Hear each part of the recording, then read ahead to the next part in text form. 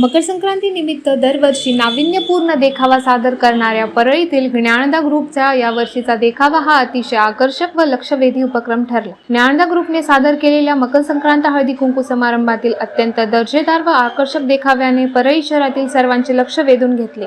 हा देखावा बघण्यासाठी व हळदी कुंकू कार्यक्रमास महिलांनी प्रचंड गर्दी केली होती। परळीतील ज्ञानदा ग्रुपच्या वतीने दरवर्षीच आकर्षक पद्धतीने महिलांचा अभिमान, स्वाभिमान व अस्मितेच्या संबंधाने प्रेरक अशा प्रकारच्या विषयांच्या अनुषंगाने आकर्षक पद्धतीने देखावा सादर केला जातो। यावर्षी विश्वविजेत्या भारतीय महिला क्रिकेट संघांचा गौरव करणारा देखावा चित्रित करण्यात आला।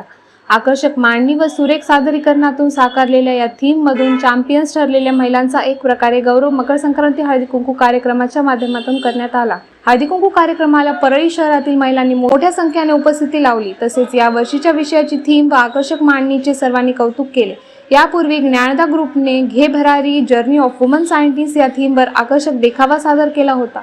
इस्रो मोहीम, चंद्रयान आदी मोहिमांमधून सहभागी वैज्ञानिक महिलांचा या निमित्ताने सन्मान करण्याच्या दृष्टीने हा देखावा सादर करण्यात आला होता।